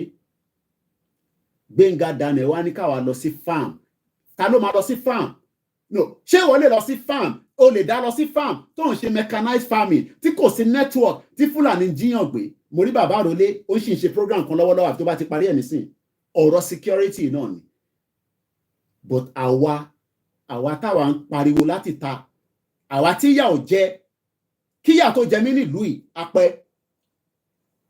kíyà tó jẹ mí nílùú yìí ó máa pẹ́ torí pé kí ni mo wà nínú system kan tó ń ṣiṣẹ́. Gbenga Daniel was born on the 6th of April 1956, 4 years before independence. Olórí burúkú ààrẹ wọ́n wà lára àwọn tó gbádùn regional government olóṣì ẹ̀ tó ń pè ní Gbenga Daniel yìí. Ó wà lára àwọn tó gbádùn regional government. Àmọ́ ń sọ fáwa nísìnyí pé all Nigerians should return back to farm. Mo wá béèrè pé farm èwo níbẹ̀ nítorí pé mo rí lórí pépà lánàá náà lórí Sahara Reporter. Ó ń lòd lọ́wọ́. Mo kúkú ti ní kẹ upgrade wa ẹ ti refuse pé ẹ dá wa lóhùn, no problem, àjọ máa lo phone báyìí so I dey show you anything mọ́. Ẹ lọ wo Sahara Reporter headline lánàá. Headline Sahara Reporter lánàá, Nigerian farmers now forced to harvest crops before due date in Zamfara community over farm invasion killing. Èmi ò mọ tí bí Sahara ti gbàbọ̀dé ni èmi máa bá ṣòwò rẹ̀ sọ̀rọ̀ ṣé mo understand ṣé wọ́n bẹ̀rù Nigerian government lọ ṣe máa ń sọ pé armed herders kí ló ń pè ní armed herders kí ló ń jẹ́ bẹ́ẹ̀ these are èmi ò fẹ́ sọ orúkọ yẹn torí social media Bororo terrorists là ń sọ yìí. I have to speak to Sowore ó sì send message sí mi lánàá má pè lè fi wá ṣe tán pé kí ló dé táwọn reporter tẹ máa ń lo armed herders kò yé mi because these are not armed herders, these are full blown terrorists. Tó o bá understand nǹkan tó ìjọ púpọ̀ níyìn nílà káyè àwa la gbọ́dọ̀ máa break kan down fún yín ẹ kàn máa rí headline ni ọmọ tó ń sọ níbẹ̀ nísìnyí pé àwọn tó ní oko àwọn farmers ní Zamfara wọ́n ò jẹ́ kí oko yẹn kó ready kó tó máa harvest nítorí àwọn Bororo terrorists. Ìyẹn ni Gbenga Daniel wọ́n sọ fún ọmọ Nàìjíríà pé kó padà sí farm. And I'm asking myself, ṣé àwọn people are they living in the real world? Ṣé wọ́n gbára gbé? Ṣé wọ́n mọ tó ń ṣẹlẹ̀ ṣá ní gbogbo Nàìjíríà? Bó ṣe ń pa wọ́n ní north kò tẹ́ mi lọ́rùn, bó ṣe ń pa wọ́n nílẹ̀ Ìgbò kò tẹ́ mi lọ́rùn, bó dẹ̀ ṣe ń pa wá nílẹ̀ Yorùbá kò tẹ́ mi lọ́rùn. But ṣé àwọn people ṣé wọ́n ní understanding tó ń ṣẹlẹ̀ gangan àbí they are just living on their own space? Ṣé ayé tí wọ́n lọ́kàn ń gbé? Because it seems that they don't know what is going on in Nigeria anymore. Àwa ń pariwo in tó bá wẹ̀ mí wà ní UK within 24 hours tí nǹkan kan bá ṣẹlẹ̀ ní anywhere in Yoruba land ó máa ń dórí desk mi. Kẹwàá imagine Gbenga Daniel tó wà ní Nàìjíríà. No, ṣé wọ́n ọmọ tó ń lọ rárá mọ́ nísìnyí? I don't understand. Mo ń bí gbogbo ẹ̀yin Ogun State, ẹ̀yin ọmọ àlè, ẹ̀yin tẹ̀ ní ṣoríire, ẹ̀yin ọmọ school kéékèèké tẹ̀ ṣe tán. Mo ń bí yín pé ẹ lọ béèrè lọ́wọ́ àwọn ìyá tó bí yín pé nígbà tí Gbenga Daniel ń ṣe gómìnà lọ́wọ́lọ́wọ́, ǹjẹ́ wọ́n ráǹfààní jẹ lára ẹ̀ àwọn tó jẹ́ political member? Because mo mọ̀ pé Mayegun mọ̀ nípa bọ̀bọ̀ ìdáadáa, èmi ò mọ̀ history Ogun State politics, but mo mọ̀ pé mo ti gbọ́ Mayegun tó ti sọ̀rọ̀ nípa lórí burúkú ìdáadáa. Mo tún bí pé when he was the governor between 2003 and 2011, iṣẹ́ wo gan ló ṣe ní Ogun State? Ǹjẹ́ ó set up the same agriculture tó ń sọ̀rọ̀ ẹ̀ nísìn? These are bomb bastard àwọn ọmọ àlè Yorùbá láwọn eléyìí. And he enjoyed part of what is called Nigeria. Because 1956 lọ́nà bí olórí burúkú rẹ̀ is now 67 years old. But ẹ ṣe bí sí Ìbàdàn gan tẹ̀ tó tún wá ń claim Ogun State, I don't even understand. Ká tẹ̀ sọ pé Yorùbá náà ní gbogbo wa. Òun náà oníyàwó wọ́n pè ní Yèyé Olúfúnkẹ́ Daniel ó láwọn ọmọ previous office holder ó dẹ̀ lọ sí Baptist Boys High School Òkè-Ṣàjẹ́ ní Abẹ́òkúta. Èmi mọ Baptist kò jìnnà sí Abẹ́òkúta Grammar School níbi tèmi náà ti kàwé nídìí àbá àbí díẹ̀ àràbà dẹ̀ lọ́tí ń pẹ̀ wọ́rẹ́ bàbá ń pè bẹ̀ mọ̀ rántí mọ́. He has been a member of the All Progressive Congress. Book Turning Vision to Reality. Òun náà ń kọ̀wé olóṣì. Òun náà ń kọ̀wé Turning Vision to Reality. Now kí ló gbé ọ̀rọ̀ Gbenga Daniel wá láàárọ̀ ẹ̀? Torí pé gbogbo tó ń lọ lọ́wọ́lọ́wọ́ presently ní Nàìjíríà lẹ́ni ní South West orí ọ̀rọ̀ famine ni. Because ìlú tí ebi bá ti ń pa àwọn èèyàn tí a dẹ̀ dákẹ́ tá a sọ̀rọ̀ sí á jẹ́ pé àwa náà we have a problem. Wọ́n ní tó ń jẹ́ bá ti kúrò nínú àbùṣebùṣe àbí báwo ara ẹ ṣe máa ń sọ. Láàárọ̀ yìí mo ò tí ì fi kankan kún ẹnu bí ṣe ń bá yín sọ̀rọ̀ lẹ́yìn pé mo kàn ti brush eyín mi because ebi ò tí ì pa mí. Mo jẹun sùn lánàá. Lóòótọ́ wọ́n ní breakfast is the best. Bread táwọn ọmọ jẹ kó tó lọ sí school ẹ̀yin olùsí ẹ̀ ní sóríire ẹ̀yin lórí burúkú. Sórí táwọn ọmọ yẹn jẹ mo máa lọ dànù ni kò ní da fún bàbá ẹ̀ torí pé bàbá ẹ̀ ò lè tọ́jú wọ. Èmi sọ fún ẹ pé ìyà ń jẹ òun sọ pé mi kọ́ ní òun point finger sẹ́mi àti Ìgbòho oní àwọn aláfẹ́ da Nàìjíríà rù ẹ máa kú nínú Nàìjíríà yẹn ni. Sórí bread táwọn ọmọ yẹn jẹ kù sórí ibi tó jẹ lọ àwọn ọmọ yẹn tẹ láìkì gbogbo ẹgbẹgbẹ yìí sórí Turkey lọ fi sínú ẹ̀yìn olóṣì Turkey yín nísìn inú kíní lẹ ti ń rà mo lè jẹ lé àwọn ọmọ mi ló jẹ kù olóṣì tó fẹ́ jẹ olóṣì olórí burúkú ọmọ àlè ẹ lè sin Turkey lásán Turkey tó yẹ kíyàn máa sìn kẹ wá slice ẹ ká gbé sínú ìgbọ̀lẹ́dẹ̀ tí fẹ́ rí náà lẹ́fẹ́ fi ṣe bomb pasta ní ìyá máa jẹ ṣégè sí lára tó fẹ́ jẹ olóṣì tó máa jẹ Turkey ni investment burúkú ni olóṣì ọgbọ́n wò mí ọmọ àlè ẹ jẹ mo yóò yà ìmọ̀ ní láti jẹ búrẹ́dì yẹn Turkey orí ẹnìkan ni mo fẹ́ jẹ Turkey orí ẹnìkan bọ́tà gan wà lára ẹ̀ ó wá mọ tó mu sí ṣé n tún sọ tó mu sí fún ẹ ibi ṣe pọ́n wọ́n mi lá olóṣì ìyà ò lè jẹ mí abọ́sibọ́sí àwọn èèyàn gidi sọ pé Koiki máa báṣẹ ẹ lọ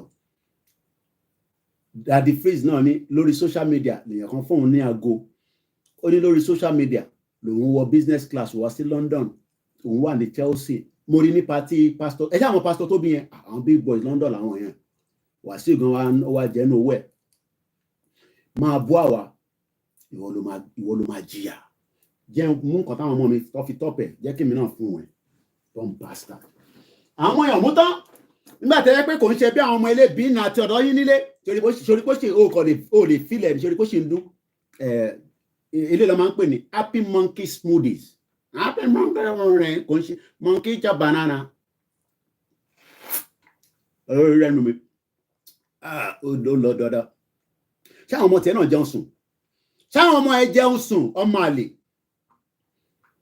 òun fún obìnrin lóyún nínú kọ́ńtì tí kò ṣiṣẹ́ òun fún obìnrin lóyún wàá jẹ mo yóò yà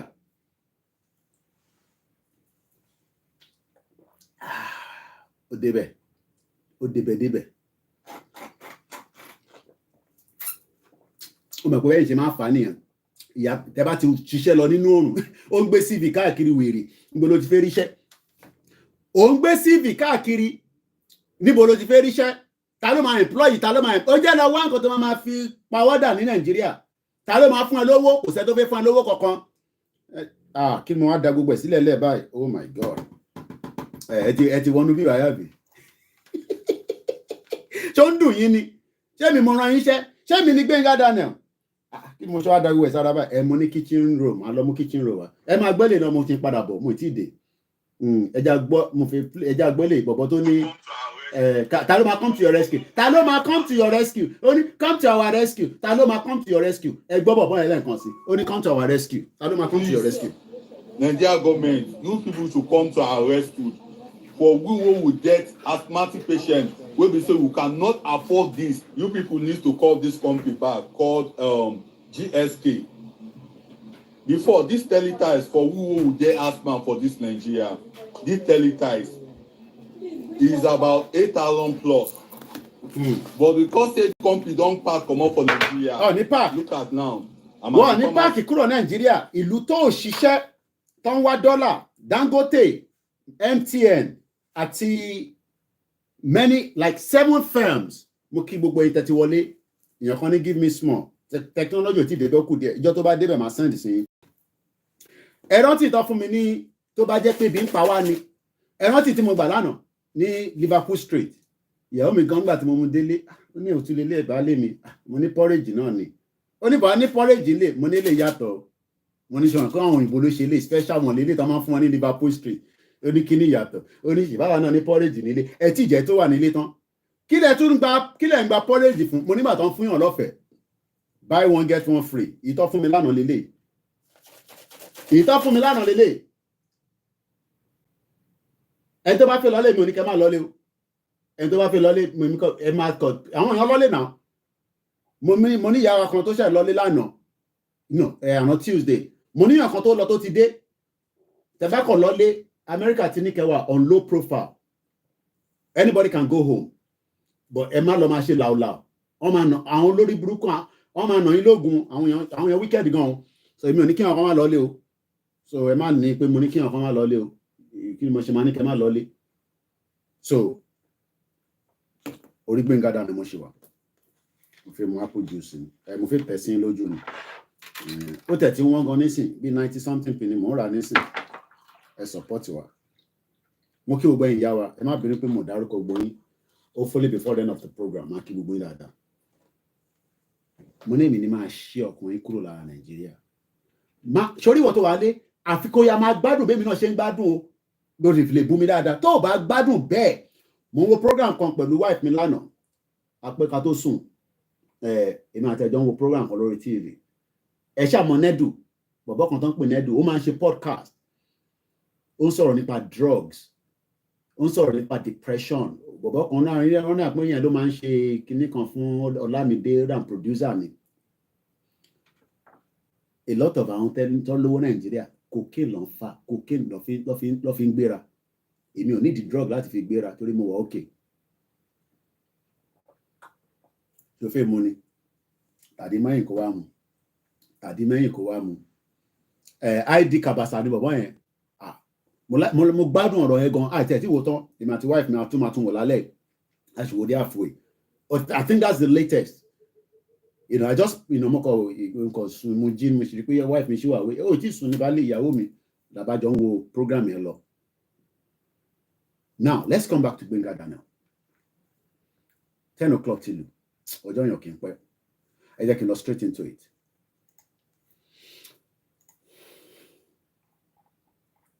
The headline says, and I quote, this is on Daily Post on the 13th of November by Oludari Olawumi. Food production. Go back to farm. It become also.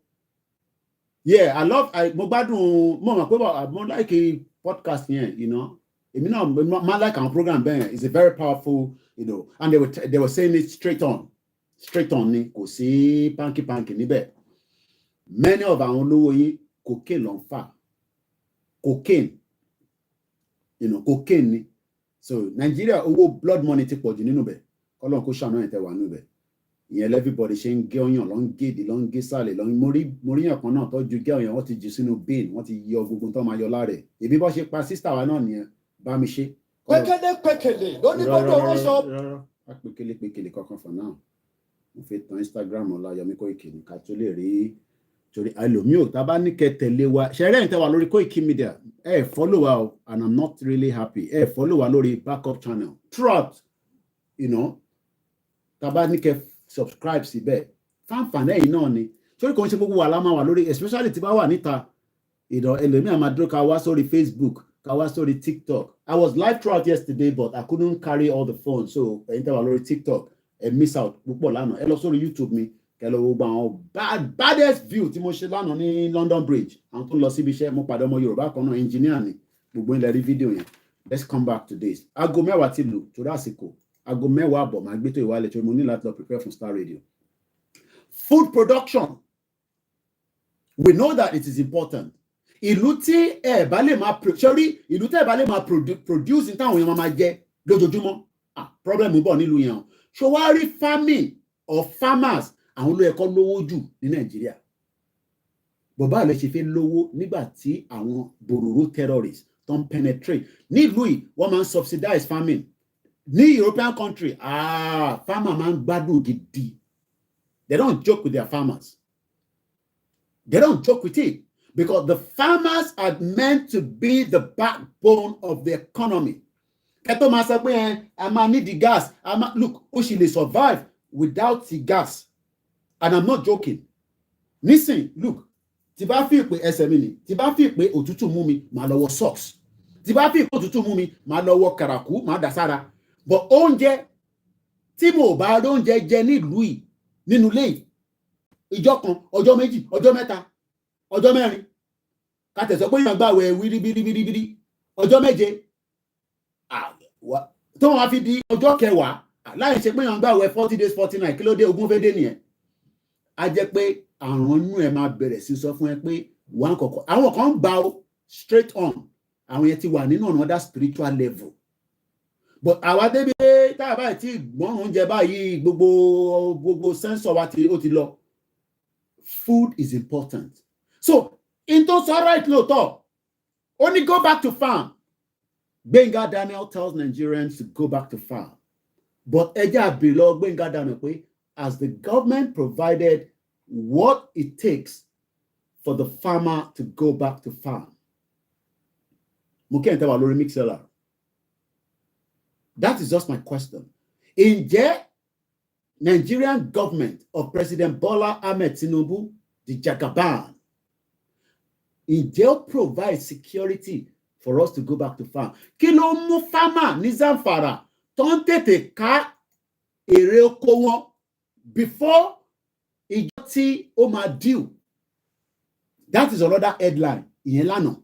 Ẹ jẹ́ ká sáré ká ti Gbenga Daniel yẹn tán. Mo kí gbogbo alẹ́ nǹkan say very good morning.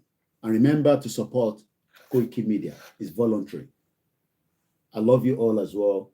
Friend, I love you, especially your sisters. Ó kọ́ ẹ̀ pé mo ti níyàwó ni. Bẹ́ẹ̀ pé mo níyàwó ni, nígbà fẹ́ gbogbo yín ni. Mo ti níyàwó. So, but I love you all. Thank you so much.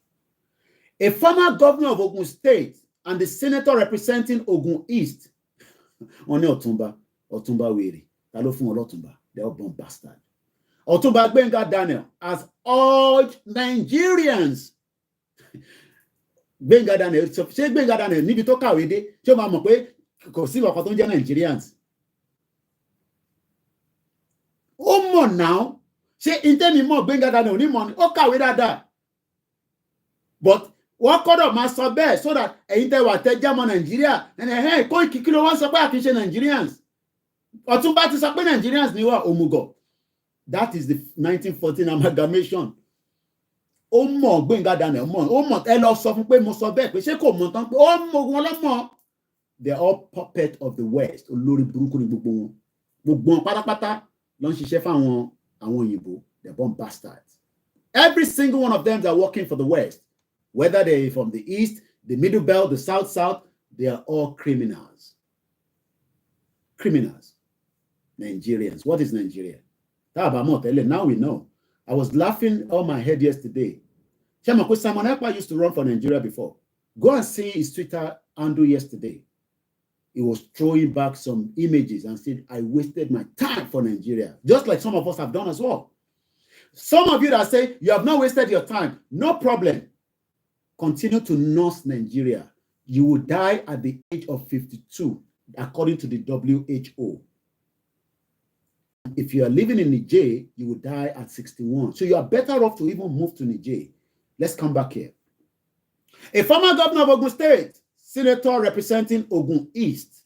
Today is the 15th day of November 2023, 6 minutes past 10 a.m. This is Koikimedia Live. Mr. Koiki Shewa Lori program. I wonder if program because I do a lot of programs. Sometimes I can't remember which of the program. About date and time. Time here, time London, time America, time Canada, UK, time sometimes we say Nigeria. Nigeria now, you are 1 hour ahead. So anytime we are 10 o'clock, you are 11 o'clock. And stop calling us at 5 a.m. because your time is 6 o'clock. I watch it soon. Emergency. People will be calling us, while we are still trying to, have that little nap. There's a time difference. 7 o'clock in Nigeria, it is just 6 o'clock in UK. Stop disturbing your family. Toba urgent, there's no problem. But Toba urgent, I can need information. Wait till they wake up. It's in disturb. Nigeria. We're trying our best. Send money home. No, kill if we are she. You could not call and with diaspora. It's telling Nigerians or is urging Nigerians to go back to farm in order to produce enough food for the nation and reduce hunger. Because I've been so busy. Now my heart is clear because I want it to be on record.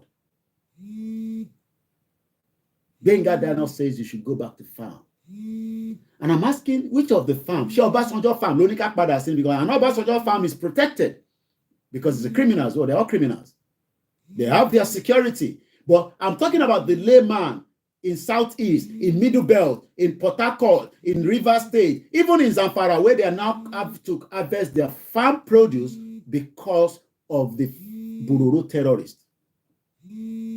Gbenga Daniel also assured of President Bola Tinubu's determination to revamp agricultural sector to enhance food sufficiency in the country. You can see that the APC propaganda is working. Did you hear what he said? That President Bola Tinubu that could not do anything with Nigerians that were deported back from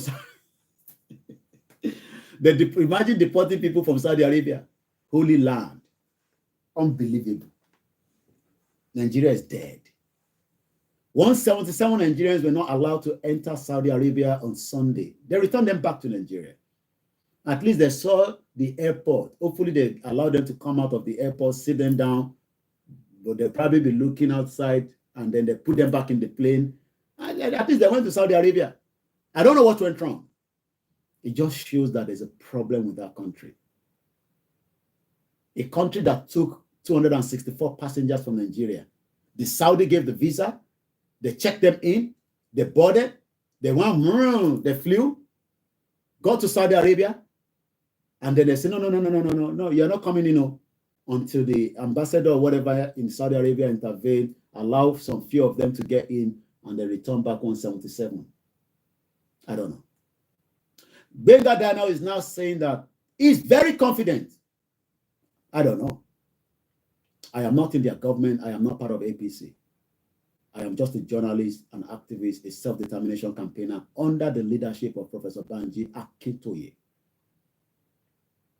I don't believe that Nigeria should be together anymore. We can still be neighbors with our colleagues, with our friends, with our whatever, but we can be better off and have our own agriculture system set up in Yoruba country. It says, and I quote, at 10 minutes past 10 a.m., London, 15/11/2023.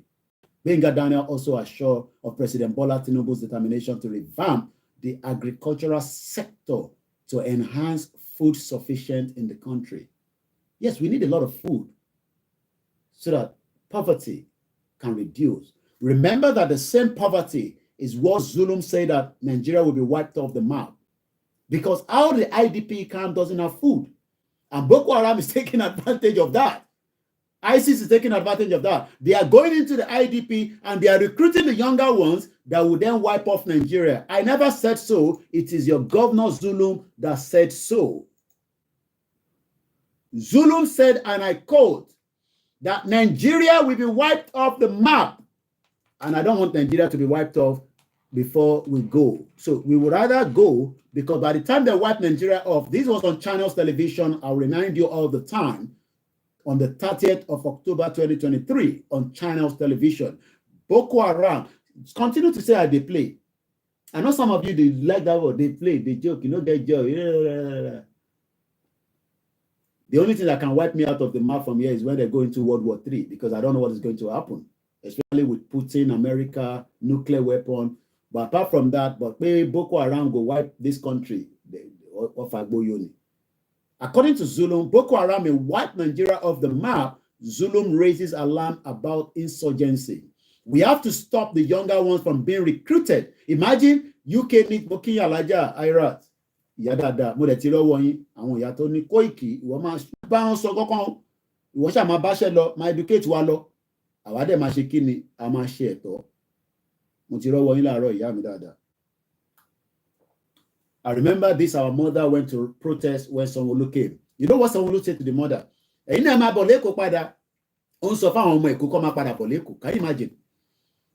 Sanwo-Olu has been in London in the last few days, talking about investors. We need a lot of investors in Nigeria, but in Lagos State precisely, but in a country where there's so much insecurity, making a play.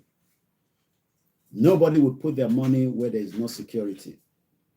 So we have to stop the younger ones from being recruited into Boko Haram and ISWAP. Otherwise, this is not me talking now. This is the Governor Professor Zulum. Only otherwise, in the future, if you don't pay in Nigeria, which is somewhere around there, this is Nigeria. Nigeria Lele. Yadada, àwọn èèyàn ti bínú tán láàárọ̀ yìí. Ìyá mi Comfort Ológunjà. Only good morning, everyone, and good morning, Yoruba Nation. If you don't know, you can go on our backup channel. You wanna lè sọ pé Koiki, ṣé pé kíní ẹ ti wà active níbẹ̀ yẹn, jẹ́ ń lọ síbẹ̀. tẹ́ bá lọ sórí backup channel wa ìyàwó ológun jà àwọn ṣe fún wa ní £5 lórí super chat pé Koiki mo bínú láàárọ̀ yìí ò ní máa ṣe wàhálà báyìí kí n máa rí ẹ nínú òtútù.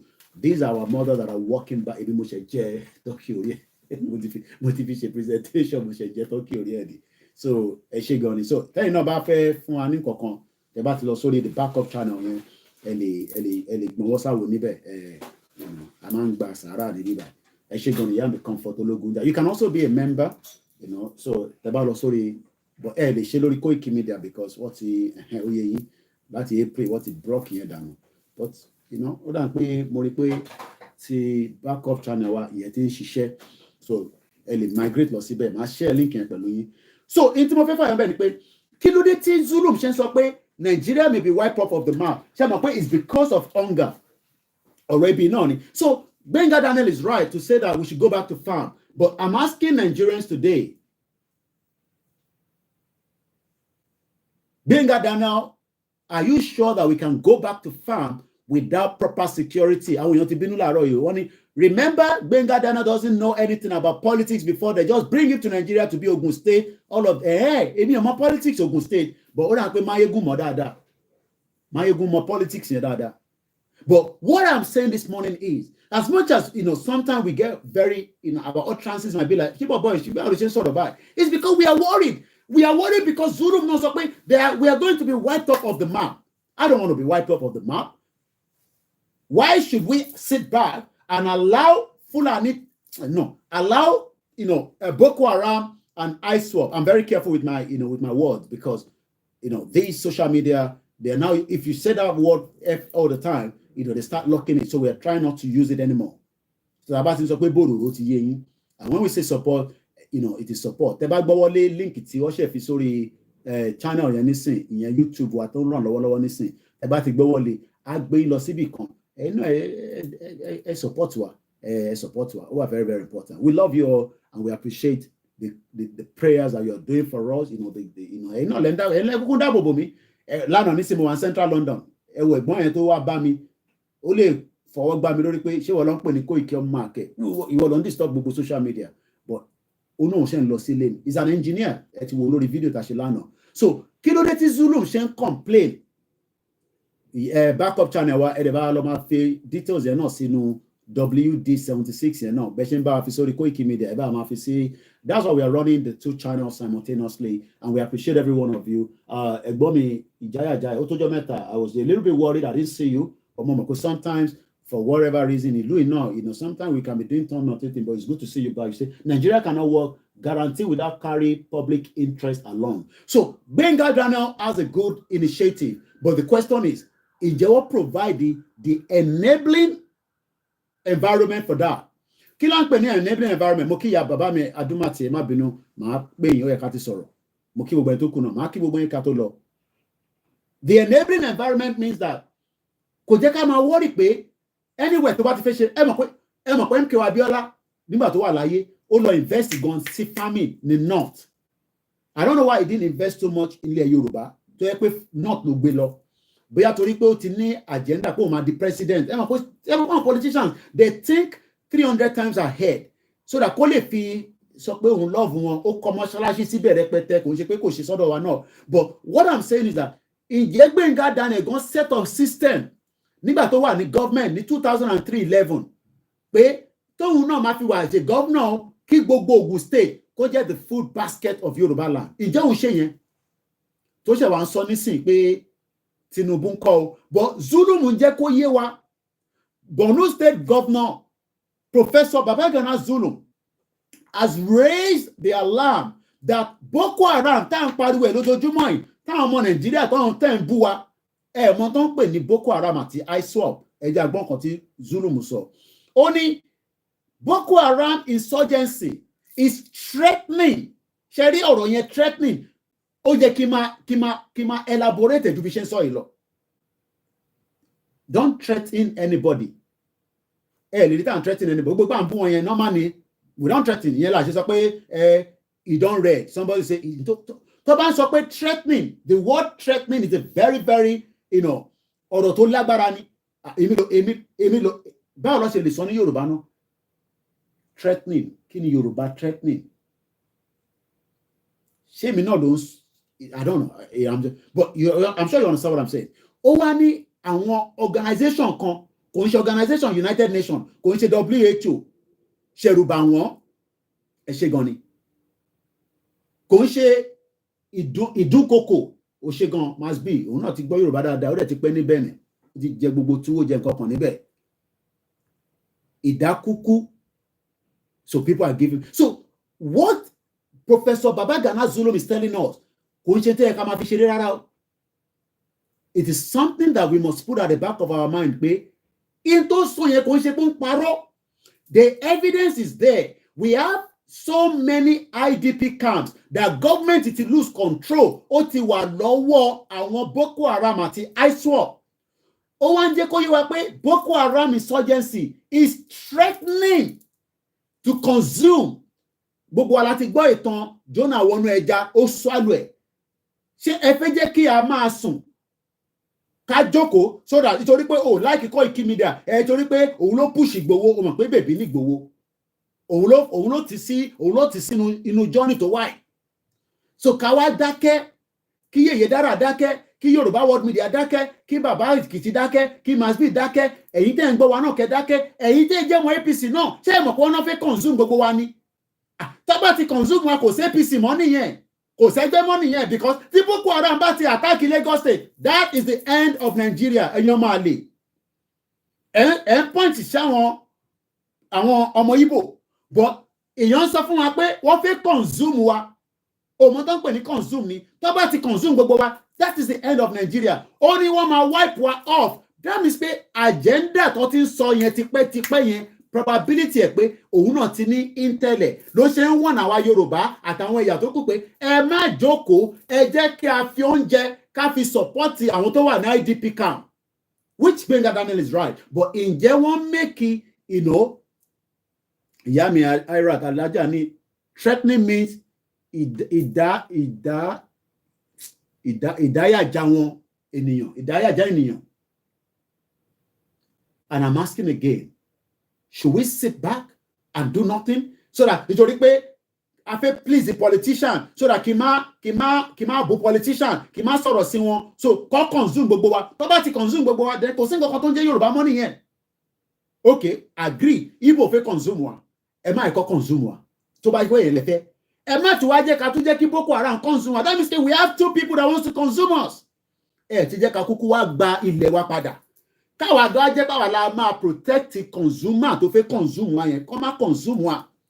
Only because the nation, if the humanitarian crisis in the northeast is not contained, the question is how long ló máa take ká fi contain that problem. Gbenga Daniel, ó yẹ kó mọ̀ pé a lè contain it, because the agenda to wipe off Nigeria is already on our doorstep. Ṣé rí pé ọ̀rọ̀ mẹ́tẹ̀ẹ̀ta yẹn, now tẹ́ bá nírọ̀ ni mò ń pa, ẹ jẹ́ n padà lọ sí ntí Sahara kan ní àná on the 14th. Ẹ jẹ́ ká ka headline ni. Nigerian farmers now forced to harvest crops before due date. I mean, crop, ṣé mọ̀ pé yẹn last one is not good. That means pé oúnjẹ crop yẹn kò huge dáadáa, because okay, bí àgbàdo ló ń ká ni, kí ló dé tó ṣe ń tètè ká àgbàdo yẹn? Ṣé mọ̀ pé wọ́n jẹ́ kó yé wa pé àwọn onínàtò wọ́n ń san tax fún Boko Haram. I've not that the military are not doing anything. I've been seeing the military performing, killing people there, killing terrorists there. But the question is, they need to up the game. Especially eléyìí tí Tinubu wà níbẹ̀ nísìn. Iṣẹ́ tó gbọ́dọ̀, èmi ò ní Tinubu, ẹ má tùjọ ti bẹ́ẹ̀ máa pè mí lẹ́yìn pé Koiki Tinubu ò support. Kò mí pé kò support Yorùbá nation. Ṣé kò gbọ́dọ̀ protect àwọn èèyàn ni? It is the right of the government to protect the citizen. Iṣẹ́ títọ́ gba Tinubu fún nìyẹn. Ìyẹn ò ní kankan ṣe pẹ̀lú Yorùbá nation. Because ti kúrò ní Nigeria, so we want our people to be protected. Ẹ fẹ́ káwọn yẹn máa pè wá, Mr. Koiki, kí la máa ṣe sí nǹkan tó ń ṣẹlẹ̀ ní Ṣẹ̀pẹ̀tẹ̀rí, kí ni kí n ṣe sí? That's what I told them yesterday or day before yesterday. Nígbà tó pè mí, mo ní kí lẹ fẹ́ kí n ṣe sí? Kí n jáde sórí social media, kí n sọ fáwọn èèyàn pé ó ti ṣẹlẹ̀ o, a tún máa dáwọ́ fáwọn tó wà ní Ṣẹ̀pẹ̀. No, èmi ò ní ṣe yẹn o. I'm not going to do that.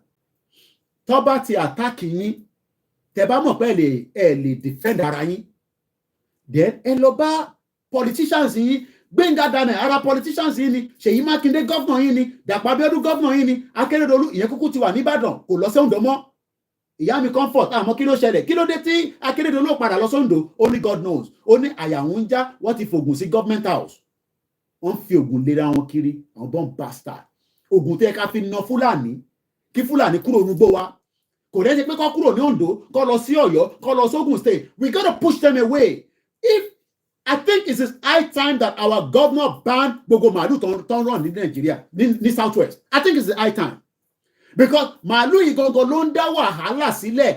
Tá bá fẹ́ ra màálù wọn ká kúkú máa lọ sí north ká lọ ra màálù yẹn ká pa níbẹ̀ ká máa gbé bọ̀ nísàlẹ̀ àbí ká lọ ra ní odindi. A lè continue pé ìtorí pé màálù fẹ́ jẹun kó máa attack gbogbo àwọn olóko wa tí wọ́n ṣe wàhálà. It is high time that the southwest governor put a full stop to this nonsense. But wọ́n ní ṣe olórí burúkú ni wọ́n. They are not going to do it. If you are waiting for that, you will all be consumed. It is high time. Kọ́ má ta màálù kankan mọ́ fún àrà màálù kankan mọ́. Kọ́ kó gbogbo màálù yẹn kó kó padà sí north. Ọmọ Yorùbá tó bá fẹ́ ra màálù kó lọ sí north kó lọ rà yìí tó fẹ́ jẹ kó máa gbé bọ̀. Kó ṣe train tó máa jẹ́ kó tètè yá láti gbé sálẹ̀. We can't continue like this. But fẹ́ yẹn ìrọ̀lẹ́ fẹ́.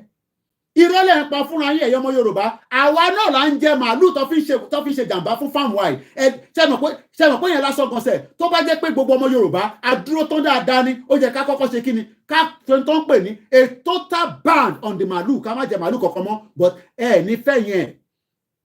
Ní ṣe because a ní di màálù a bá fẹ́ ṣe party a pa màálù tá bá fẹ́ sìnkú a pa màálù tá bá fẹ́ ṣe ìyàwó a pa màálù. Ó ti wá di bárakú. Ṣé wá mọ̀ pé àwa tá à ń jẹ́ ní city yẹn ìkà ni gbogbo wa àtèmi náà.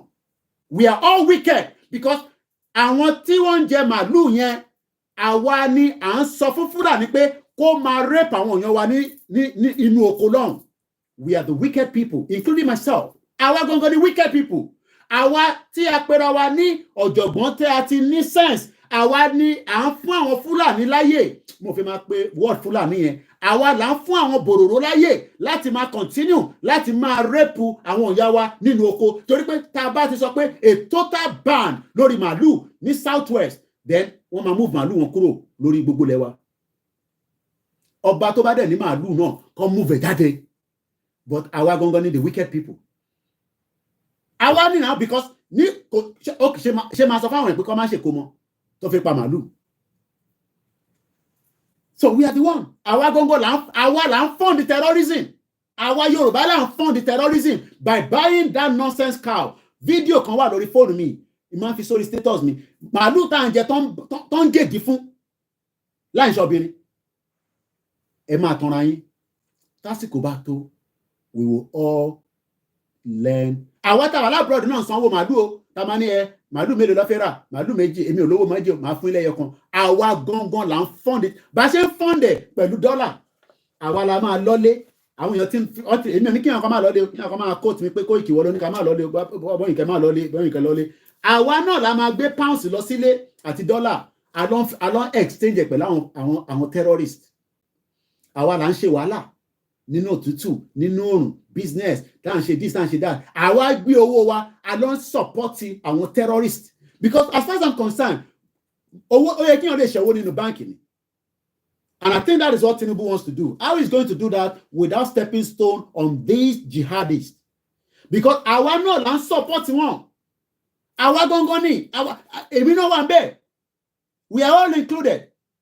So kẹ́ má rò pé mo point finger sí yín. Àwa là ń fund the terrorism ní Nàìjíríà. Ìlú yóò dẹ̀ like terrorism. Owó tó bá ti rí pé ó ń fund the terrorism, wọ́n máa ń block ibẹ̀ pa ni. Báyà, wọ́n máa block ẹni. Tó bá ti rí any traces pé owó tó ń wọlé wo ò lè account fún, ó ṣe lè máa make owó nínú ìlú kan tó lè account fún.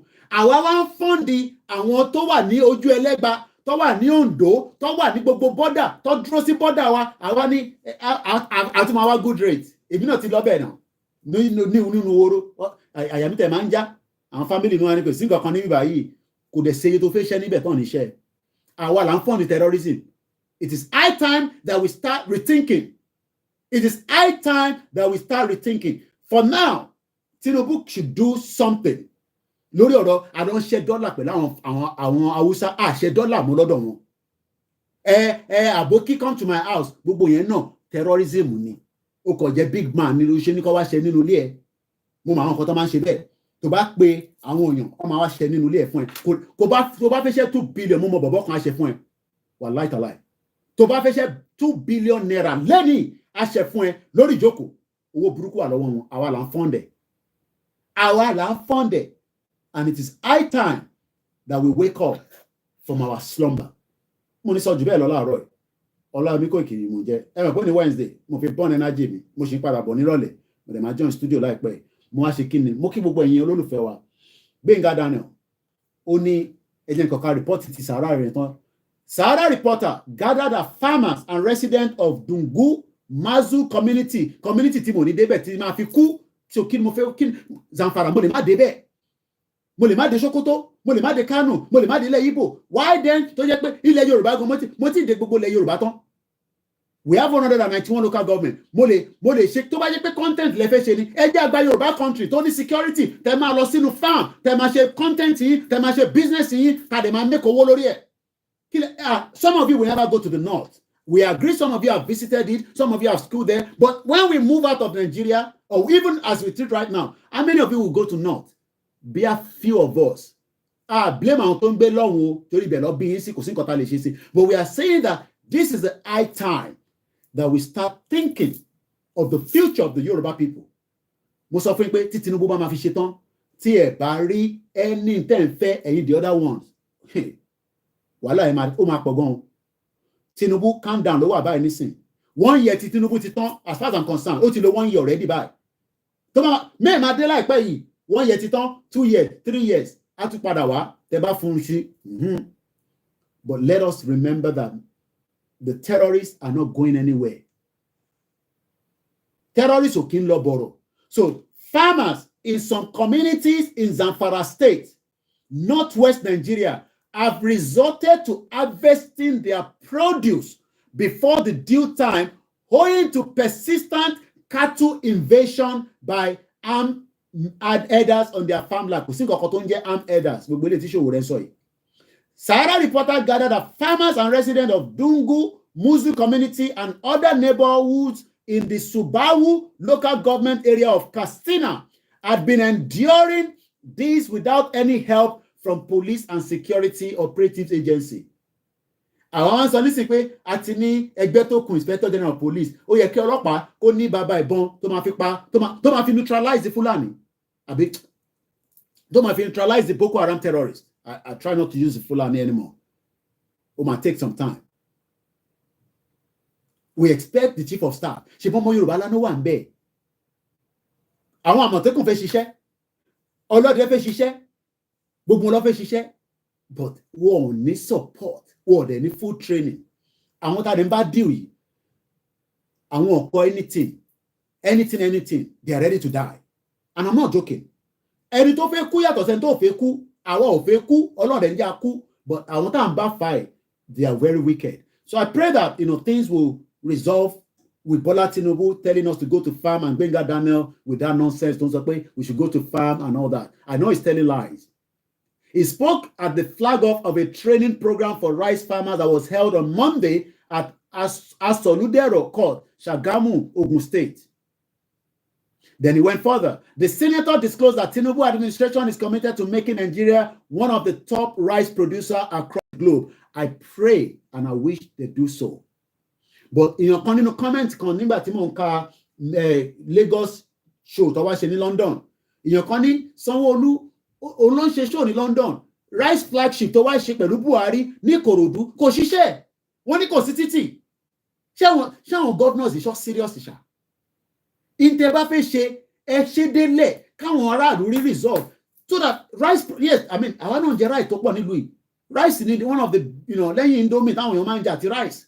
So we need a lot of rice in the country. Fẹ́ káwọn máa lọ ra rice, foreign rice yẹn náà irọ́ ló wà níbẹ̀ because ẹ lọ ra foreign rice àbí báàgẹ̀ ẹ̀dá there's all kind of fraud in the system. Mo tún láwọn kan tó máa ń díwò sínú báàgì yẹn wá yọ bí ike ọ̀dà kékeré yẹn ẹ yọ kúrò nínú rice ẹ tún sílẹ̀ padà. Crime ti pọ̀ ní Nàìjíríà. I just pray that things work as some of you that are hoping. Àwa ti gbàgbọ́ pé kò ní ṣiṣẹ́. So campaign tiwa ni pé ká kúrò ní Nàìjíríà. Tẹ́ bá dẹ̀ sọ pé ẹ fẹ́ kúrò ní Nàìjíríà, no problem. Kò disturb àwa, a máa ṣe campaign yẹn lọ. The event was involved in the distribution of free rice seedling and fertilizer. Èmi ti lọ sínú farm ní Kọ́bápẹ́. That's about almost 7 years ago. Ọ̀rọ̀ rice lọ́la fi ṣe níjọ́ náà lọ. Tẹ́ bá máa ṣe àwọn rice local rice yẹn. Tá máa import ẹ̀ wá kò sí nǹkan táwa náà. Èmi náà fẹ́ ṣe business ti máa lékòó. But unfortunately, we couldn't. So bí a nísìn tí Tinubu wà níbẹ̀ tẹ́lẹ̀ because èmi ò mọ̀ tí Gbenga Daniel àti Tinubu tó ti jókòó sọ bóyá wọ́n máa pump owó sí southwest towards agriculture but lè pump owó sínú ibi tí kò sí security force. I gotta go now because we gotta lot prepare for Star Radio. We'll be back again. Thank you so much to every single one of you that have joined us. In his speech, Gbenga Daniel acknowledged the nation's great potential in rice cultivation and production. Gbogbo yẹn fàbúlò wà níbẹ̀. Mo kí Mr. Ṣẹ́gun Yovo, Prince Adekunle mo kí yín sir. Bàbá wa Babatunde Olatunji ní the condition cash transfer of 25,000 only for 40 people are picked from my community of almost 1,200 adults. And these political cronies, this evil contraction, nígbà tí èèyàn ní over 1,200 ní community wọn, they want transfer 25,000 síyàn 40. Àwọn tó kù nǹkan kí ló máa ṣe sí.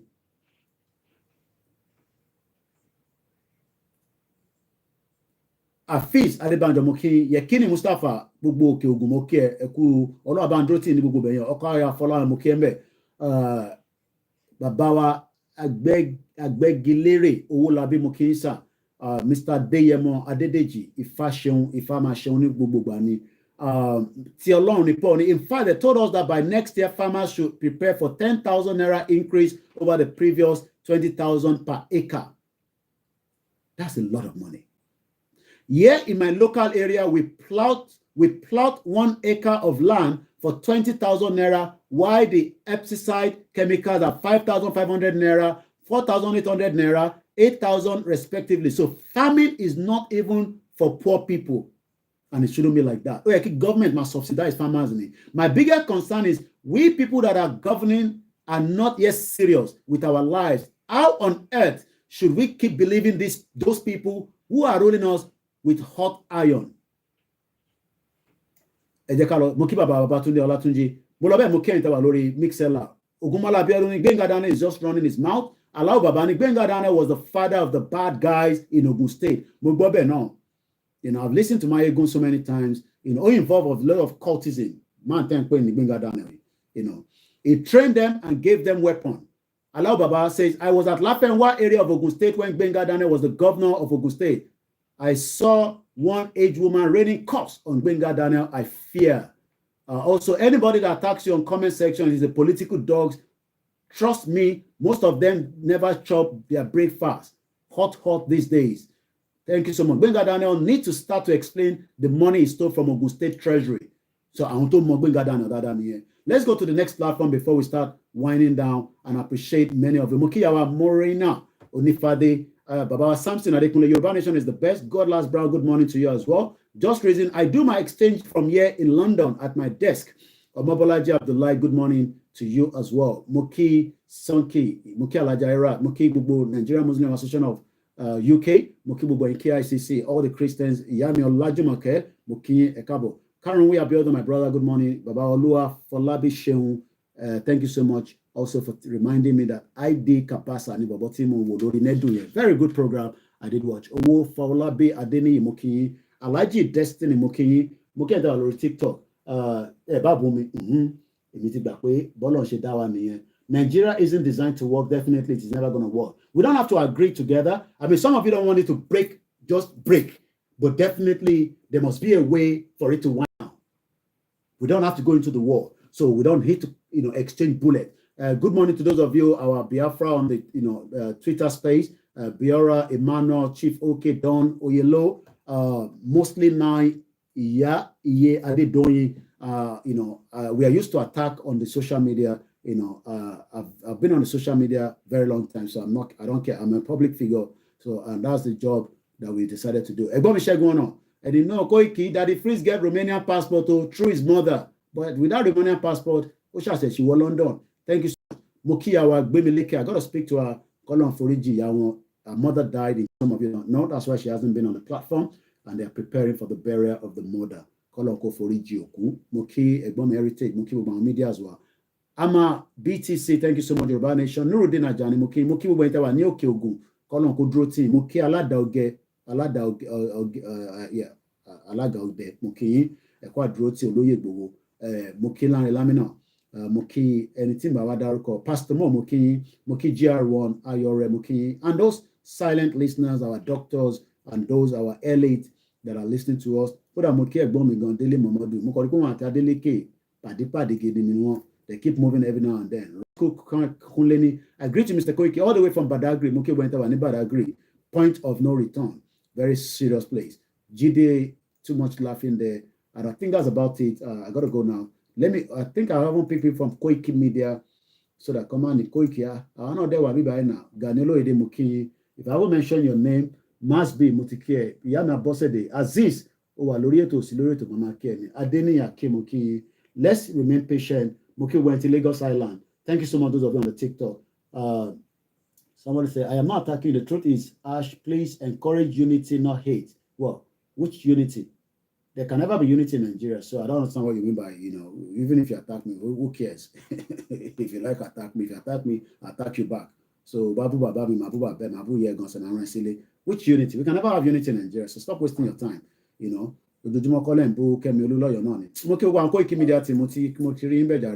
So, unity will. We don't hate the Hausa, we don't hate the Fulani, but we don't want to be together. So, unity. What unity are you looking for?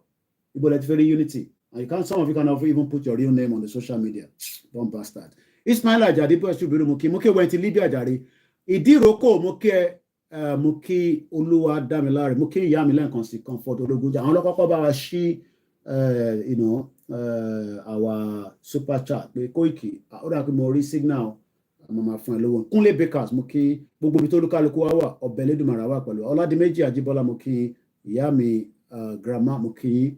Adeolu Patrick. The reason why we do all this is just to encourage and say that we see you, we cite you. Sometimes we might not see everybody. Ajakaye Okpeyemi Rashid, Konsha Ajakale virus only. Oga, they are there for their family and their relatives. Falana Muiwa Muki Wete in Port Harcourt. Engineer Lawale, Okpeye Konshe Pios Lefinshe. We love engineers to our buildings to show in central London, land on Liverpool Street. Most of this building is showing me lost in 20 years. Tó bá kọ́ yẹ kan sírú ẹ̀ sí state tiẹ̀ ó yẹ kínú ẹ̀ máa dùn ó yẹ ká ti ní replica cocoa house káàkiri ní gbogbo ilẹ̀ Yorùbá but we don't have that today. I gotta go now 20 minutes away. Kenny Bright èèyàn ti gbowó ṣá Ìgbòho ni máa kí ẹ ó ní máa kí ẹ dáadáa Yorùbá nation not going back. I respect because morning afternoon night Yorùbá nation you stick to the plan ni tábà ti kúrò lórí plan is a mo kí àwa Ọmọbọ́lá Ọládèjì mo wá kí gbogbo ẹni ti New York. Okay, it's a different part of the world. Until you see your fellow African as one, no hope for you. Baba telling you problem, telling you problem. Mawa unity. Also already Seun Kuti tó ń gbádùn ayé káàkiri. Mawa African unity. Tí kọ́kọ́ wá indigenous ethnic group African unity. Bomb bastard. Anyway, I'm checking out now. If for Ogun State, Edro Dada, Olabandro Timoki Shola kò gbọdọ̀ kú náà àti Ajagun. And on that note, Yoruba nation no going back. Ejekalo prepare for Star Radio. And I'll be back later on for the Star Radio. Ẹ̀yin tí ẹ̀ ń darapọ̀ mọ́ wa lórí Koikimedia. Nítan Koikimedia tá a máa go live again. Orí WD76 nìkan lẹ ti máa wo. Repeat program lẹ́yìn máa wo. Tẹ́ bá fẹ́ wo live, ẹ wá sórí WD. Ẹ lọ subscribe síbẹ̀, kẹ́ lè follow wa. Mo kí gbogbo lẹ́ẹ̀kan sí o. And on that note, àwọn èèyàn ní ká máa kí ìyàwó Gbémilékè tí mọ́mí wọn tó kú kọ́lọ̀ forí jókòó. Yami Ogulano, Christina Moki, Ya Falake, thank you so much. And on that note, a very good morning. My name is Olami Koiki. This is Koikimedia, bringing the world closer to your doorstep, and I'll be back later as well. Bye for now. Unity call unity me. Babe unity koto wa unity Nigeria. Bomb bastard. I'm okay to that come. Wa unity Africa. Oti wa unity me ateno koto ba South Africa. More marry later in your Nigeria prepare for Star Radio. I'm come back. Èyí tó kù lórí platforms àtòkù. Bye for now. Good morning.